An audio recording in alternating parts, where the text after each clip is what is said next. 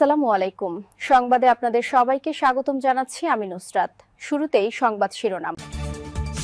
যুদ্ধবিরতি কার্যকর রাখার ঘোষণা দিয়েও গাজায় হামলা ইসরায়েলের। ক্যারিবিয়ান অঞ্চলে মেলিশার তাণ্ডবে ৩০ জনের মৃত্যু। ইউক্রেনে ২,০০০ সেনা পাঠানোর প্রস্তুতি নিচ্ছে ফ্রান্স। বাজারে এখন খাবার আছে, কেনার সামর্থ্য নেই।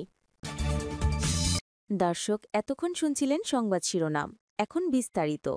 আপনি যদি ইসরায়েলের ধ্বংস চেয়ে থাকেন তাহলে চ্যানেলটি সাবস্ক্রাইব করে দিবেন এবং ভিডিওতে লাইক করে আপনার মূল্যবান মতামত কমেন্টে লিখে জানিয়ে দিবেন। এখন বিস্তারিত। যুদ্ধবিরতি কার্যকর রাখার ঘোষণা দিয়েও গাজায় হামলা চালিয়েছে দখলদার ইসরায়েলি বাহিনী। নতুন এই হামলায় ২ জন ফিলিস্তিনি নিহত হয়েছেন। এর আগে মঙ্গলবার রাতের হামলায় নিহত হয়েছিলেন শতাধিক মানুষ। বৃহস্পতিবার ৩০ অক্টোবর এক প্রতিবেদনে এই তথ্য জানিয়েছে সংবাদ মাধ্যম আল জাজিরা। প্রতিবেদনে বলা হয়েছে, যুদ্ধবিরতি পুনরায় কার্যকর করার দাবি জানিয়েও নতুন করে গাজায় হামলা চালিয়েছে ইসরায়েল। বুধবার সন্ধ্যায় উত্তর গাজার বেইত লাহাইয়ায় চালানো ওই হামলায় অন্তত ২ জন নিহত হয়েছেন বলে জানিয়েছে আল শিফা হাসপাতাল কর্তৃপক্ষ। ইসরায়েলের দাবি, তারা এমন একটি স্থানে হামলা চালিয়েছে যেখানে অস্ত্র মজুদ ছিল এবং সেগুলো তাদের সেনাদের জন্য তাৎক্ষণিক হুমকি তৈরি করেছিল। এই হামলা গাজার নাজুক অস্ত্রবিরতিকে নতুন করে অনিশ্চয়তায় ফেলেছে। এর আগে গত মঙ্গলবার দক্ষিণ গাজার রাফাতে এক ইসরায়েলি সেনা নিহত হওয়ার পর প্রধানমন্ত্রী নেতানিয়াহু প্রতিশোধমূলক জোরালো হামলার নির্দেশ দেন। গাজার স্বাস্থ্য মন্ত্রণালয়ের হিসেব মতে ওই হামলায় ১০৪ জন নিহত হয়েছেন, যাদের অধিকাংশই নারী ও শিশু। মার্কিন ন্যাশনাল হারিকেন সেন্টারের এনএইচসি এর তথ্যমতে এটি ক্যাটেগরি ৫ মাত্রার একটি শক্তিশালী ঝড়, যা প্রবল জলোচ্ছ্বাস ও বন্যা সৃষ্টি করে বহু এলাকা প্লাবিত করেছে।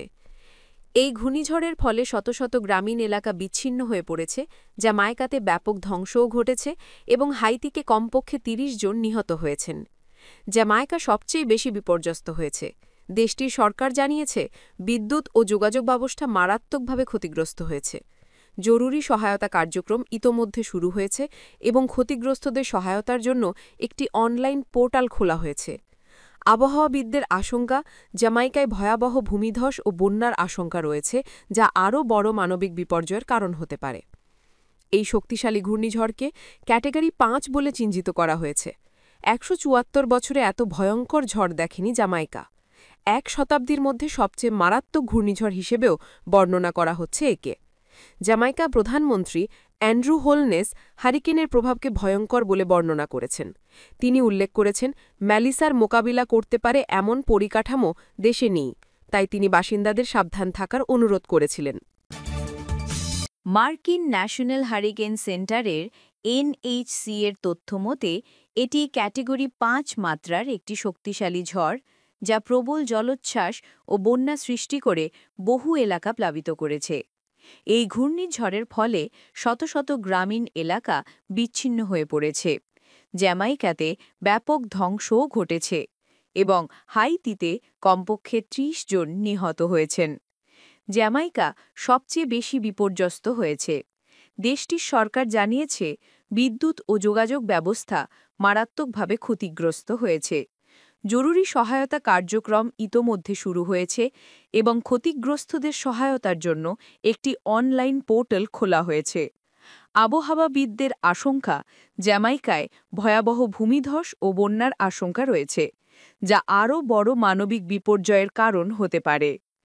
এই শক্তিশালী ঘূর্ণিঝড়কে ক্যাটেগরি ৫ বলে চিহ্নিত করা হয়েছে। ১৭৪ বছরে এত ভয়ঙ্কর ঝড় দেখেনি জ্যামাইকা।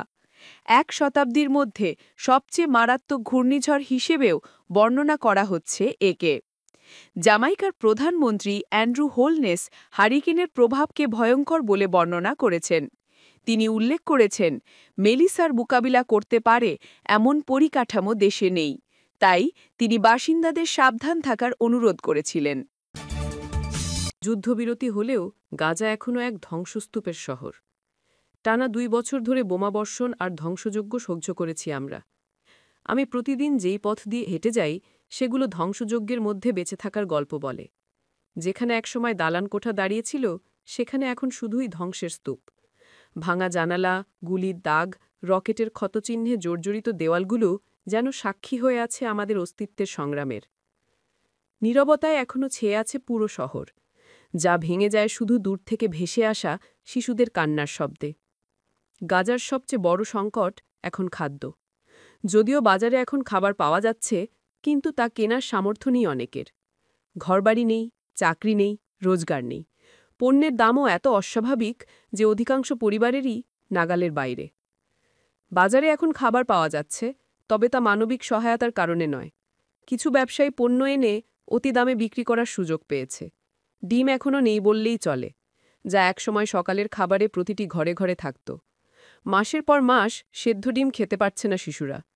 7 মাস পর বাজারে হিমায়িত মাংস ও মুরগি এসেছে, কিন্তু 1 কেজি মুরগির দাম 170 শেকেল, প্রায় 6,500 টাকা, যা অধিকাংশ মানুষের নাগালের বাইরে। যুদ্ধের আগে প্রতি শুক্রবারে আমরা তাজা সবজি ও মাংস পেতাম। খাবারের সঙ্গে হাসি খুশিতেও ভরে উঠত খাবারের টেবিল। এখন ছোট্ট একটি ফল বা গরম ভাত পেলেই উৎসবের মতো লাগে। যখন বঞ্চনা দীর্ঘস্থায়ী হয়ে যায়, তখন ছোট আশীর্বাদও মহান মনে হয়। গাজায় গণহত্যা ও দুর্ভিক্ষের 7 মাসের মধ্যে গত শুক্রবার আমরা প্রথমবার মাংস খেয়েছি, তবে মুরগির স্বাদ পাইনি এখনো। কয়দিন আগে বহু মাস পর একটি আপেল খেয়েছি। সেপ্টেম্বরের শুরু থেকে কফি পাওয়া যাচ্ছে, আর চিনি এখন তুলনামূলক সস্তা। আলহামদুলিল্লাহ, প্রতিটি ছোট আশীর্বাদের জন্য কৃতজ্ঞতা। আপনি যদি আমাদের চ্যানেলে নতুন হয়ে থাকেন, তাহলে চ্যানেলটি সাবস্ক্রাইব করে দিন।